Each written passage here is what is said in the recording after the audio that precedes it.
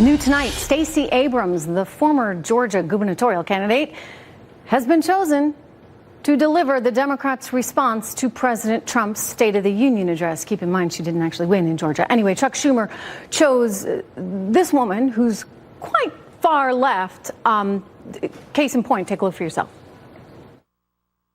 But the thing of it is, the blue wave is African American. Yeah! It's white, it's Latino, it's Asian Pacific Islander. It is disabled.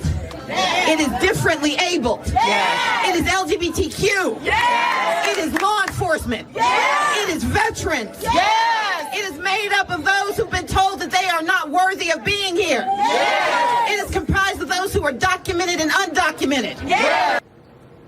Undocumented. I mean, is this further proof that the Democratic Party is moving further and further left? Is that the goal? You want to get everybody who's quote unquote undocumented, i.e. illegal, into the party so that they can vote? Joining me right now, presidential historian Doug Wead. Doug, what's their goal? Yeah. Before I answer that, Trish, congratulations on the work you're doing in Venezuela. You've moved from a journalist to a statesperson, and you've extended a lifeline there to the emerging leadership and dealing with our own president. It's truly remarkable. It's historic. Well, I don't know about statesperson, but I will tell you this. In this profession, sometimes there comes a moment when you need to give voice to the people that don't have voices.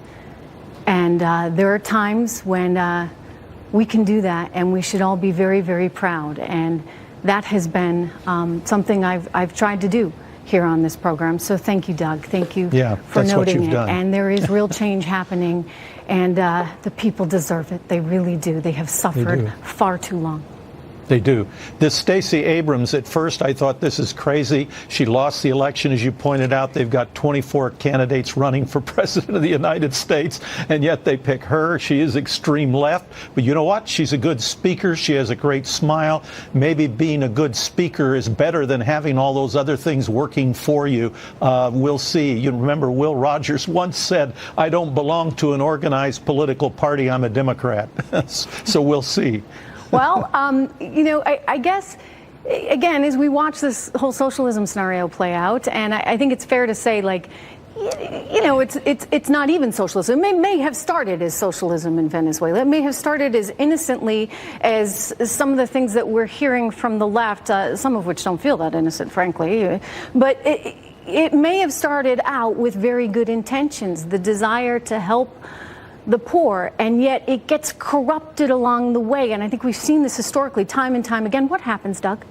Yeah, well, Isiah Berlin, his writings are absolutely fascinating, and he shows why you lose free speech under socialism usually. It's because the will of the individual must be subordinate to the will of the community. So it's not just an economic revolution, it's a cultural revolution too. It sprang from the French Revolution. So that's why there's no free speech on Berkeley, on these American campuses. That's what tends to happen in socialist governments like Venezuela. So it's very dangerous. You may one day be a journalist extending a lifeline to us in the United States, Trish. Listen, it's really, I certainly hope not.